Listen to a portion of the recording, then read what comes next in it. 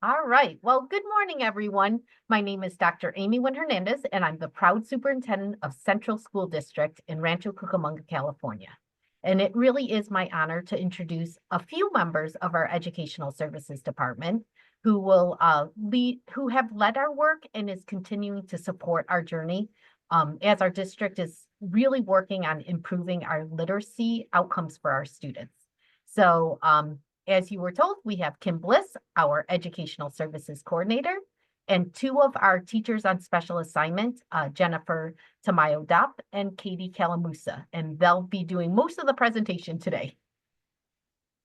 So a little bit about our district. We are one of 33 school districts in our county. Our county is quite large, but geographically, our own district is one of the smallest with a school boundary of only 6 square miles. So in those 6 square miles, we serve a little over 4,300 students in TK through 8th grade. We have 5 elementary schools, 2 middle schools, and when our students promote from our 8th grade program, they matriculate with 5 other surrounding elementary school districts into the Chafee Joint Union High School District. Over the past 10 years, we've seen quite a change in our demographics for our students that we serve. More of our students come from lower social economic households, which is very different than we've had in the past. We've seen an increase in our English learner population, and our students receive special education services has increased as well. You can also see in our demographics, the cultural and ethnic backgrounds of our students have become more diverse, and we are receiving more immigrant and migrant children as well. We've really embraced our diversity, and we recognize that our students were not the same as they had been in the past. And so in order to serve them best, we knew we had to do differently and more to meet their needs.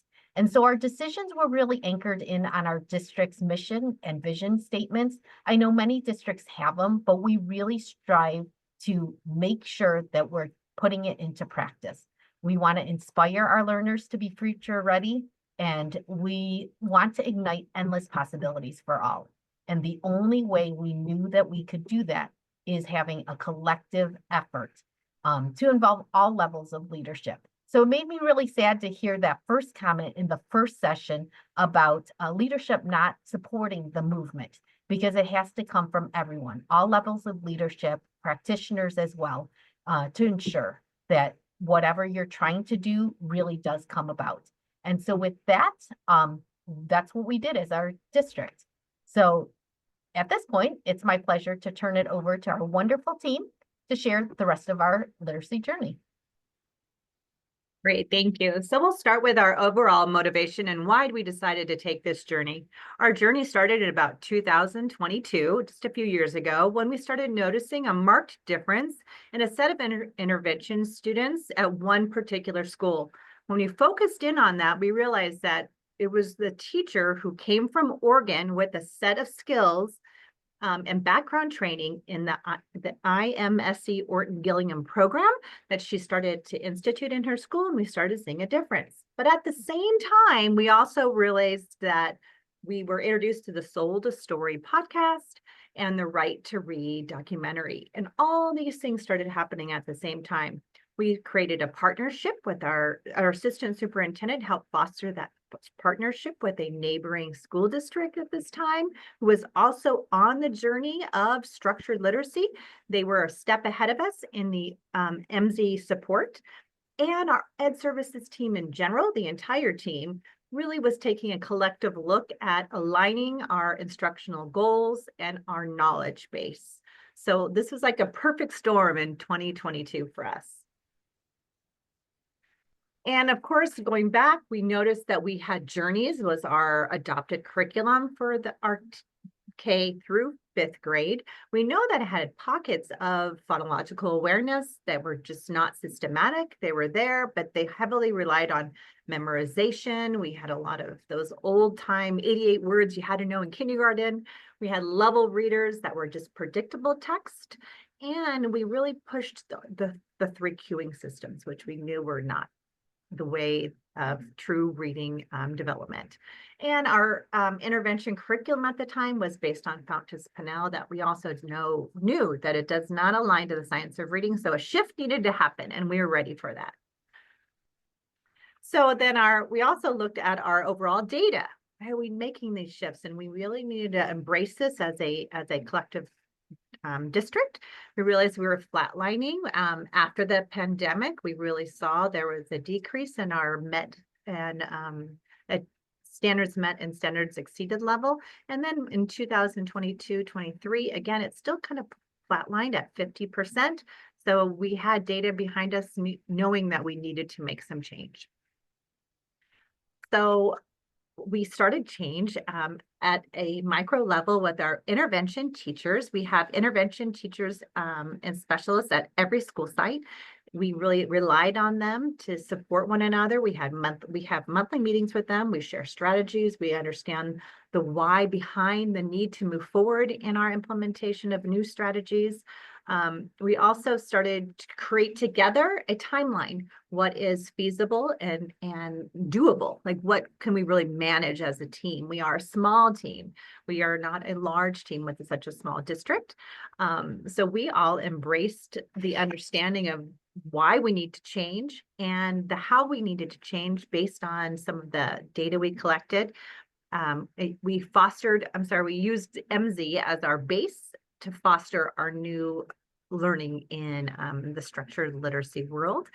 And so we loved that. We met with them constantly. And then our last thing we did is, as a TOSA Ed Services team, which is us, we decided to take a field trip to our neighboring district, Cucamonga, which is right next door. We saw our MZ, OG structures and strategies in play.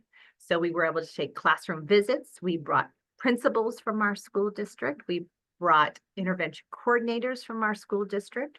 We had our superintendent and our assistant superintendents. We all walked through to see what should it look like. What is it we're getting ourselves into? We came back and did additional training as a Ed Services department. So we were always trying to stay one step ahead, knowing where we're moving our whole base with. We did a practicum as a group, a collective group, for a whole year, really, really focusing on that teacher efficacy and for us understanding our why before we move forward. So we are now ready for Jen. She's going to take us through the timeline.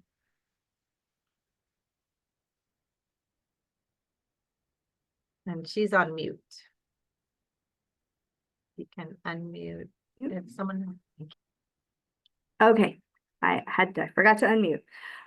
So in 22-23, which is what Kim said, our kind of initiative started, we really aligned our goals and our why. Why do we need to move to structured literacy? And like she said, we did that with the help of a neighboring district. We visited their classrooms, and we looked and started with the Institute for Multisensory Education's Orton Gillingham training. So that laid the foundation for our work in the future. 23-24 last year, we prioritized the Education Services Department taking the practicum, so we knew the program to fidelity, and then we started our training of classroom teachers, grades K-2. They all took the Orton Gillingham Multisensory, the Institute for Multisensory Education's Orton Gillingham Comprehensive Plus training, as well as our K-8 SDC and RSP teachers.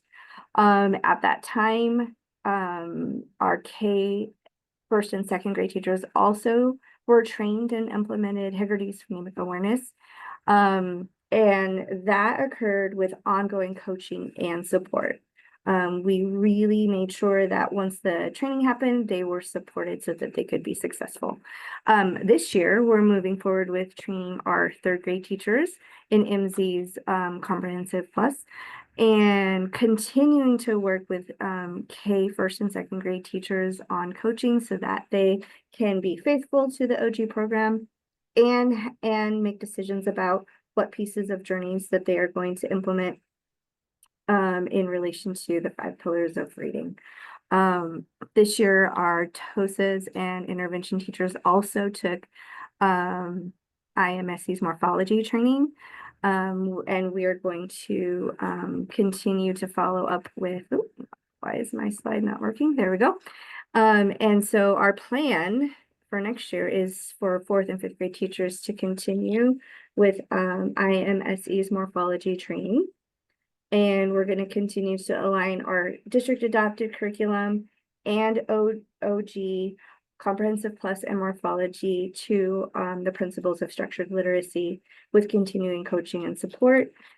And then hopefully our plan is beyond 25-26 to train our middle school teachers with morphology and continuing the coaching and support that's necessary for our teachers to implement this work with fidelity.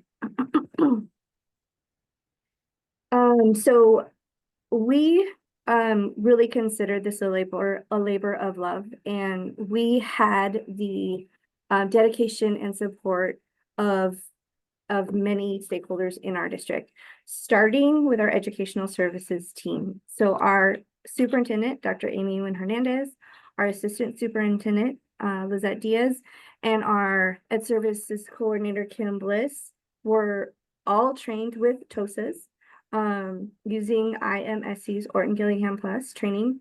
So everybody took the training, which allowed us to align our language, align our goals, and align our plan in a united way as we moved forward with implementation. Another really key piece to our implementation was our intervention coordinators. So we have 2 intervention folks at each site at the elementary schools. And like Kim said, we met monthly with them, and that allowed us to really build momentum and build implementation support at the site level. They were able to help with coaching of teachers in implementation. They were able to share with us what was working and what support teachers needed. So that was a really key piece for us. Site administrators were also really excited about the work that we were doing in early literacy, and because they saw their teachers' excitement and they really wanted to know like what this is supposed to look like. And so we started with doing demo lessons with them so that as they were doing walkthroughs, they knew what to look for. And what eventually ended up happening is they just wanted to take the training themselves. Which was welcomed because that just empowered them to be the instructional leaders on their campuses. And then, of course, the most important piece are our K through 2nd grade teachers who took this on. They are the boots on the ground doing the hard work with our students. And what was key for them is, one, knowing the why. And once they knew the why, even our most reluctant teachers, after taking this training and seeing it in action, are more than on board. They're so excited about this program. And another really important key contributor to our success is the coaching and support that they got so that they could feel success. Another really unique piece for us is our partnership with local districts. So like Dr. Amy said, our district is 6 square miles. But in Rancho Cucamonga, there are multiple elementary districts. And so we've been able to partner with 2 of them. And so we were able to go to Cucamonga, who was a year before us, and do classroom visits to see this in action. And now we're partnering with Alta Loma. Alta Loma is training their teachers in IMSC's OG Comprehensive Plus, and they're bringing their teachers to our classrooms so that their teachers can see it in action in our classrooms. And we've also had a partnership training. So if they put on a training, our teachers can go to their district and vice versa. So this is a really kind of unique thing that we're really happy we were able to foster. Like any initiative, there are challenges along the way. One of those, I'm sure everybody knows, is we have sub issues. There has been a sub shortage for a while.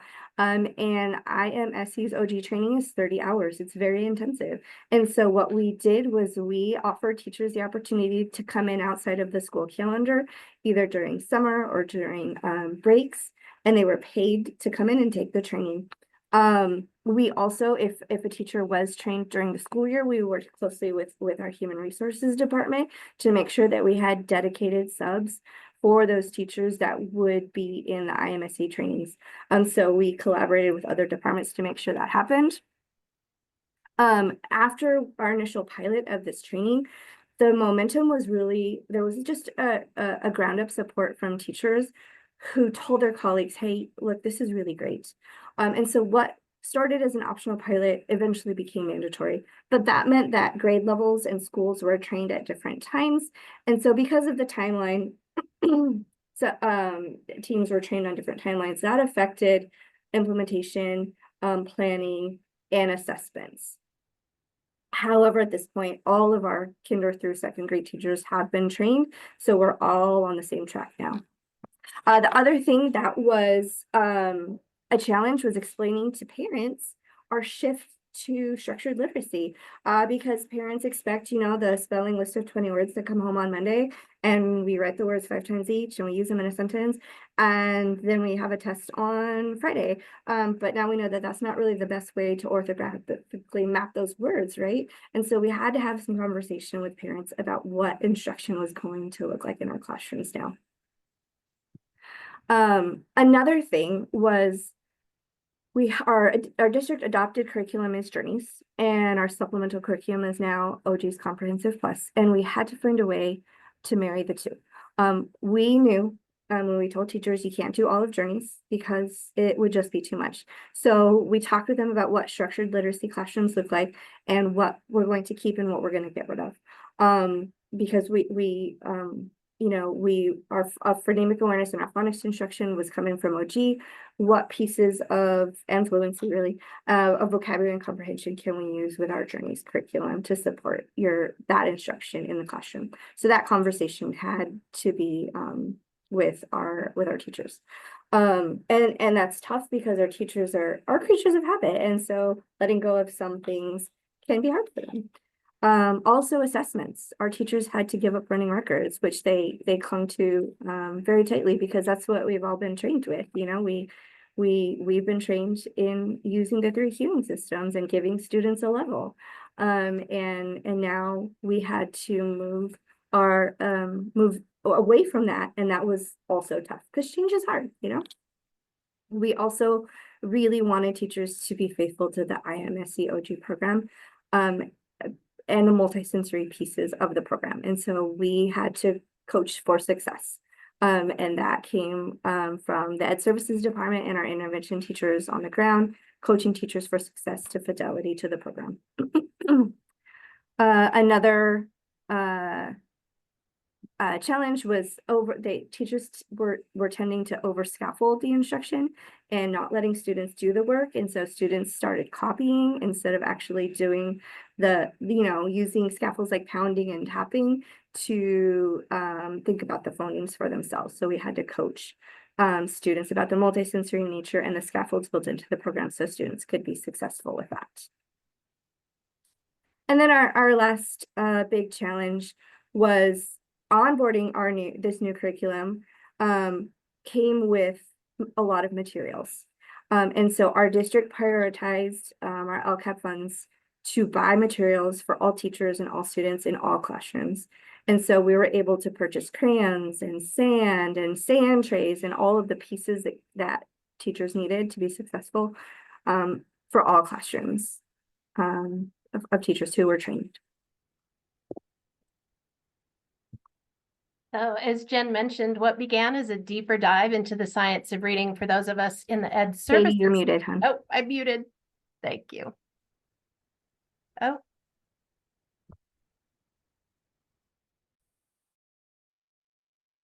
Can you hear me now? We can hear you. Oh, great. So as Jen mentioned, what began as a deeper dive into the science of reading for those of us in the Ed Services Department in late 2022 quickly resulted in all of our kindergarten through second grade teachers, as well as our resource and elementary SDC teachers, completing IMSC's 30 hours of structured literacy training within the course of 10 months.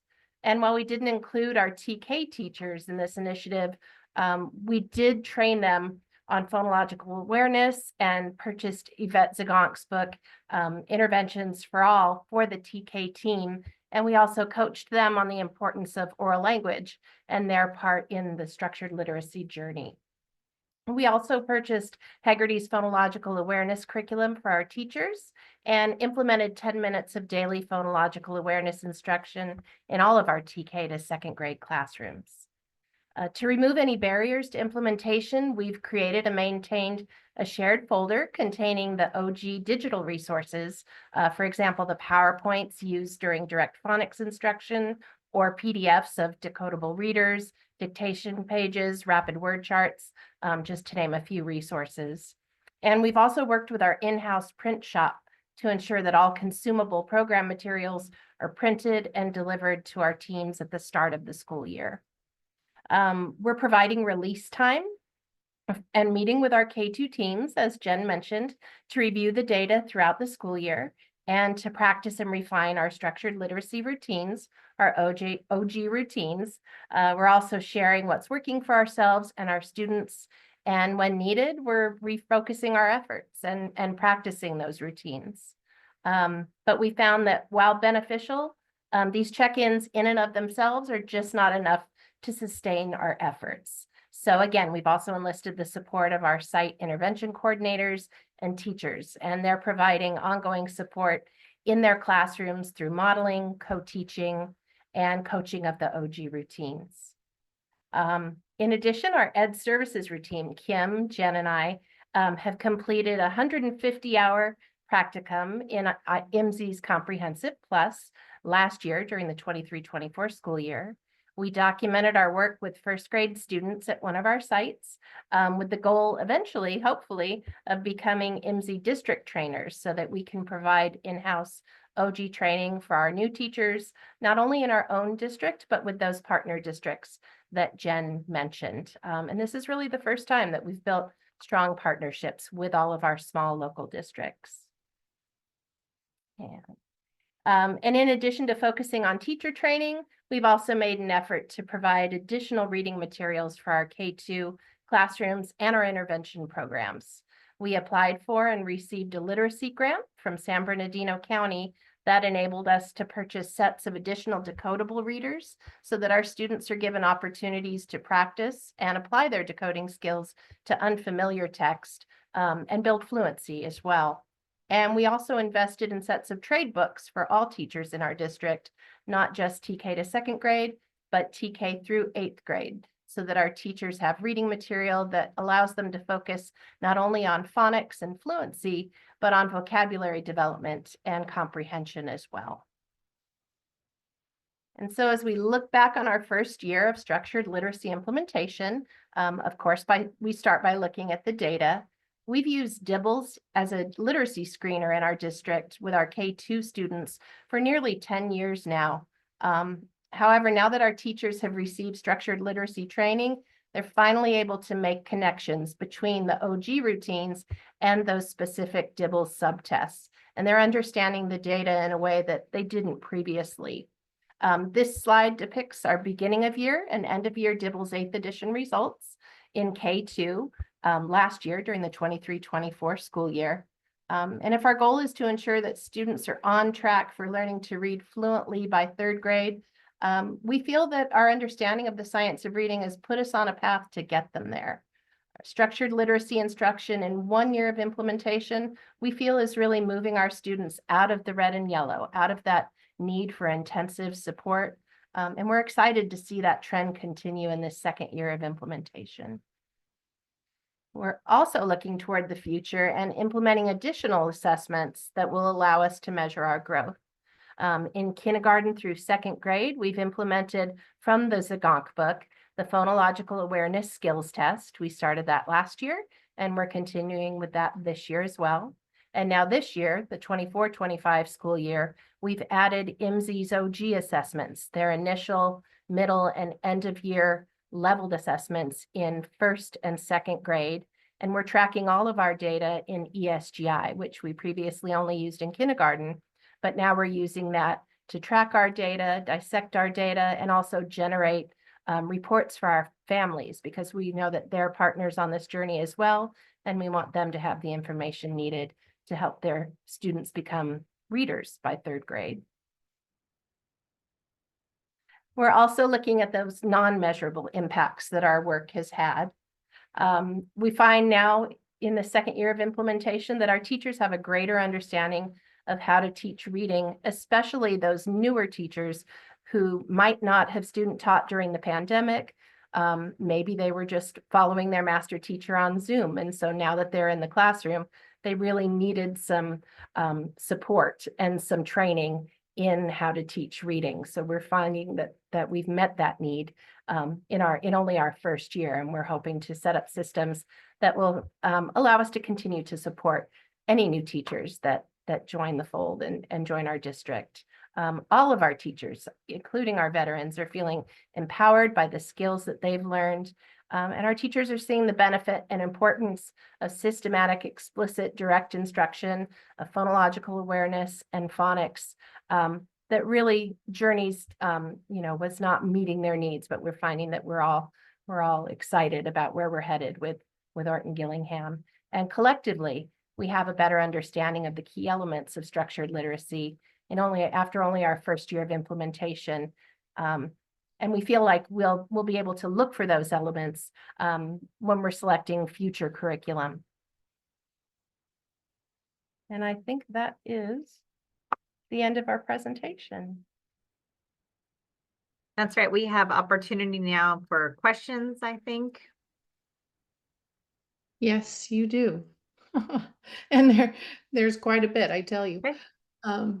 Really good. Wonderful. Thank you for sharing this journey and all the hard work. I especially love how you visited successful school districts around you, and that you partnered along in your journey, and that you are sharing your vision and casting it. You're sharing the assessment data and the way you have gone about the training of your teachers.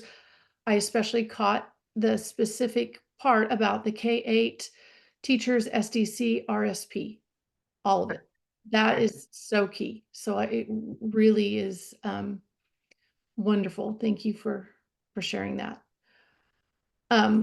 You may have, there was a lot going on in the chat. So some of you may have answered some questions, but if you would just expand, I just lifted out a few questions as we were going.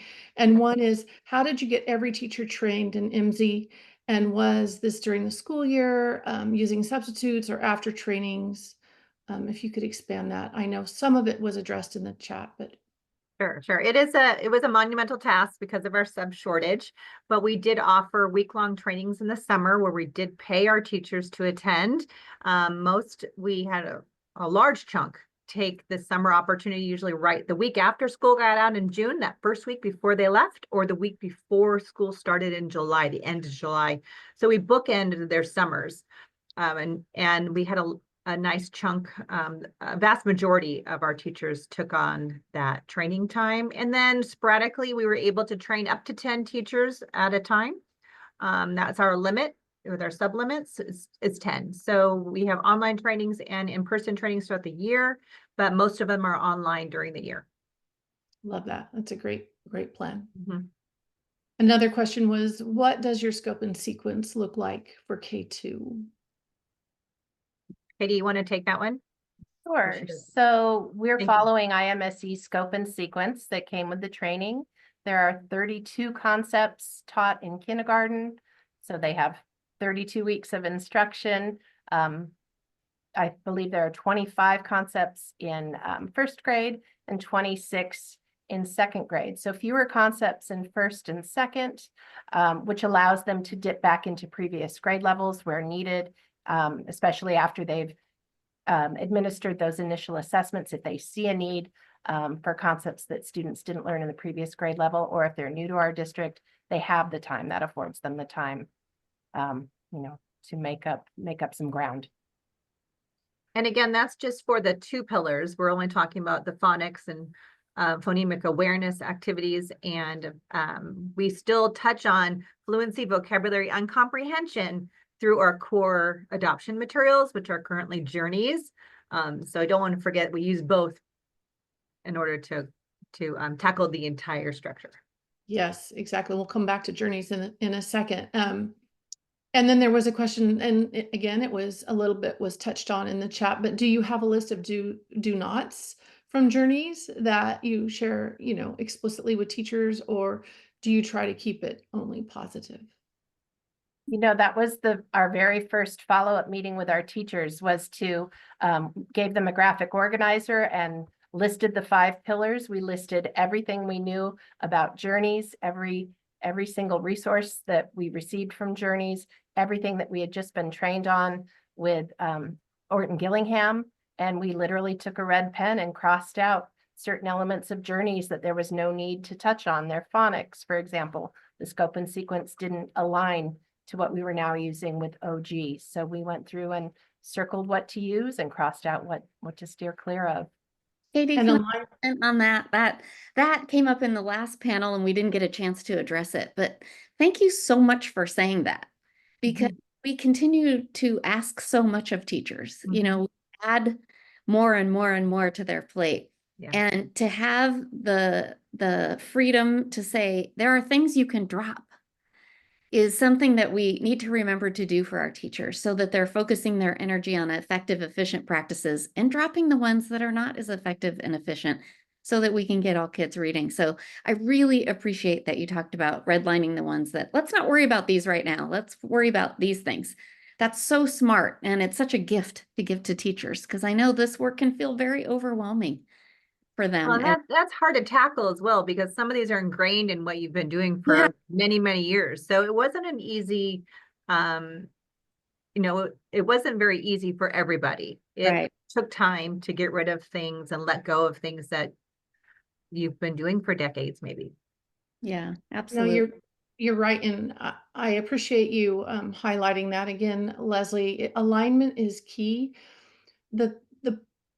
Honestly, if you go back to data drives everything. When you have your DIBELS data, the foundational skills, the phonological awareness, PA, the fluency, all of that drives that continuum. And I loved how you said the teachers are beginning to relate and understand what the data is saying about those foundational skills.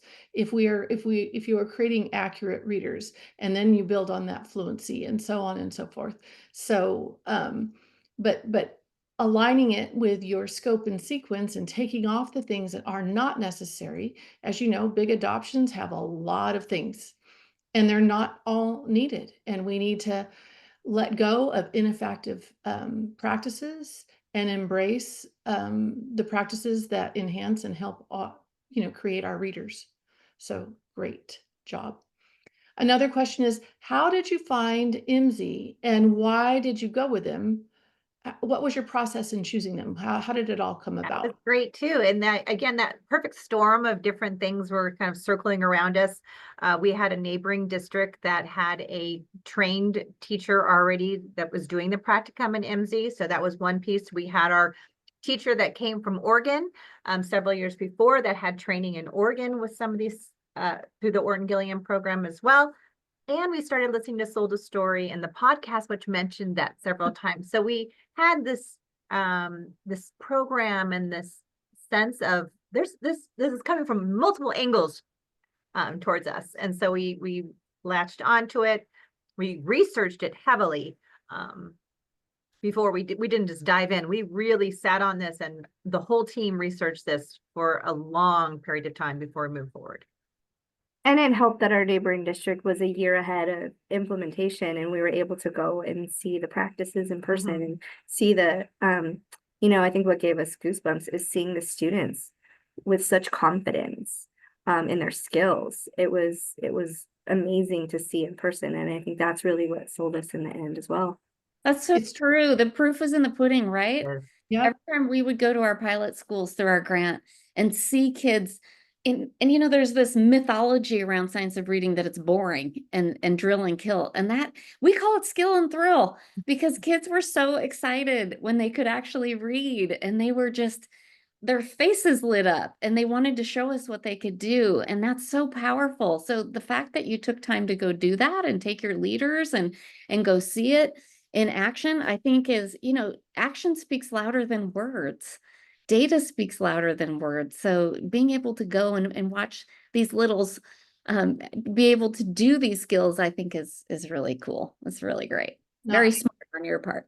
Yeah, I agree. And seeing that student engagement, seeing how the kids respond to that, what you were able to witness their learning And that is powerful, speaks volumes. So great. I think do we have time, Leslie, for one more question? Left, and they're coming back. Say that again. We have 1 minute left, and Oh, Ruby is coming back. Well, I guess not, but man, I just applaud you and your efforts and the hard work, the journey you're on. Look at you guys go. Yeah. Good job. I mean, you are moving the needle. And Thank you for sharing your story and being vulnerable and talking about the challenges. I mean, this work is hard, and we all learn so much from each other. So thank you for being part of today and just doing all the great work you're doing. Keep the fire burning over there. yeah, keep up the Thank you. great work. Thank you for having us. Yeah. Thank you. Thank you so much. I think that we're getting people back now. They're Yeah. starting to come in. Yeah, we're going to continue and take a little break in just a moment. Oh. I'll move this out of the way. Okay, so as folks are diving back into the main room, drop in the chat. What's a nugget? What are you guys learning? What from these models that we have been tending to here? What's a takeaway for you? And maybe even drop in the chat, what's something you're gonna do? What's something that's gonna shift because you heard these stories? You know, it's great to listen to the story and go, oh my gosh, that was so great. But then if we don't take any lessons and implement, what have we really changed? So I'm curious about, yeah, start putting these in. Oh, you like my skill and thrill? Yeah, we use that a lot.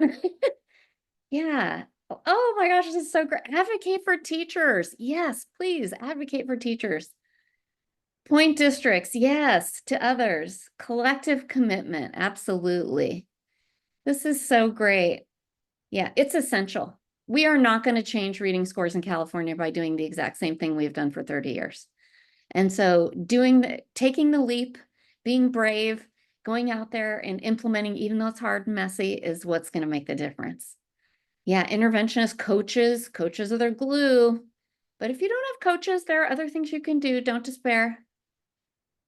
Lean in on each other. That's partly why these organizations exist, right? All of these collective places where you can go and find support and resources and models and friends, shoulder buddies that you can run this work by and get other ideas from. It just that's the reason we're here. That's the reason we're doing this. Remove ineffective practices. Yes, our room talked about that. Sometimes we have to take things off of teacher plates and say, you don't have to do every single thing. You can do the things that are going to give you the most bang for the buck. Thank you so much for all those amazing comments in the chat. So many good learnings. And it sounds like both breakout sessions were amazing. So awesome.